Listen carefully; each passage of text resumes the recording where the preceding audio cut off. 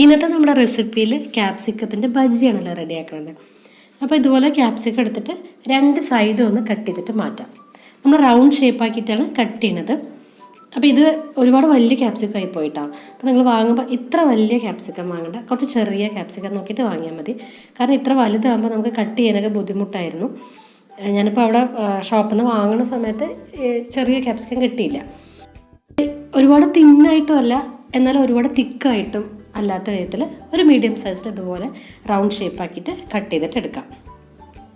ഇതുപോലെ round shape തന്നെ ആക്കണമെന്നൊന്നുമില്ല കേട്ടോ. നിങ്ങൾക്ക് ഇഷ്ടമുള്ളതുപോലെ റൗണ്ട് ആക്കിയിട്ട് വീണ്ടും ഒന്നുകൂടെ ഒന്ന് ഹാഫ് ആക്കിയിട്ട് അങ്ങനെ ചെയ്യണതും കുഴപ്പമില്ല. അതേപോലെ തന്നെ നമുക്ക് കുഞ്ഞു കുഞ്ഞു പീസസ് ആക്കിയിട്ട് മാവിൽ മുക്കിയിട്ട് എടുക്കുകയാണെങ്കിൽ അതും നന്നായിരിക്കും. ഇങ്ങനെ കട്ട് ചെയ്തതിന് ശേഷം നമുക്കിതിലേക്ക് കുറച്ച് ഉപ്പിട്ടിട്ട് നന്നായിട്ടൊന്ന് തിരുമ്പിയെടുക്കാം. ബാക്കി വേറെ ഒന്നും ചേർക്കേണ്ട, ഉപ്പ് മാത്രം ഇപ്പം ഇട്ട് കൊടുത്താൽ മതി. ഇതുപോലെ എല്ലാവരുടെയും നന്നായിട്ട് ഉപ്പൊന്ന് പിടിച്ച് വന്നോട്ടെ. ഇനി നമുക്കൊരു ബാറ്റർ റെഡിയാക്കാനുണ്ട്.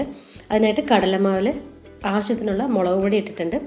പിന്നീട് കുറച്ച് ഉപ്പും കൂടെ ഇട്ട് കൊടുത്തതിന് ശേഷം നമ്മൾ ഓൾറെഡി അതിൽ ഉപ്പ് ഇട്ടിട്ടുണ്ട്. ഇതിപ്പോൾ നമുക്ക് മാവിനുള്ള ഉപ്പ് മാത്രം ചേർത്ത് കൊടുത്താൽ മതി.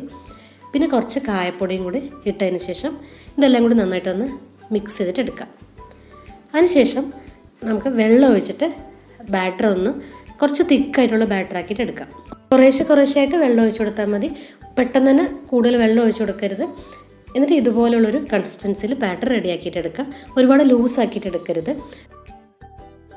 എന്നിട്ട് നമുക്ക് ഈ ക്യാപ്സിക്കം എല്ലാം ഈ മാവിൽ ഇതുപോലെ മുക്കിയതിന് ശേഷം എണ്ണയിലിട്ടിട്ട് ഫ്രൈ ചെയ്തിട്ട് എടുക്കാം.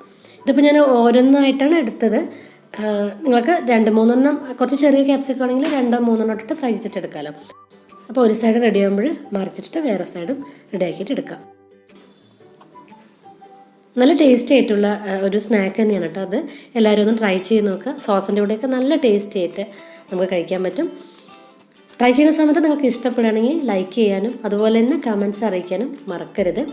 അതേപോലെ നമ്മുടെ ചാനൽ ഇഷ്ടപ്പെടുകയാണെങ്കിൽ സബ്സ്ക്രൈബ് ചെയ്യുന്ന കാര്യം മറക്കരുത്. അതുപോലെ ഫേസ്ബുക്ക് പേജ് കൂടെ ഒന്ന് ഫോളോ ചെയ്യുന്ന കാര്യം കൂടി വിട്ടുപോകരുത്. നമുക്ക് പുതിയ നല്ല വീഡിയോസായിട്ട് ഉടനെ തന്നെ കാണാം. Thanks for watching. ബൈ.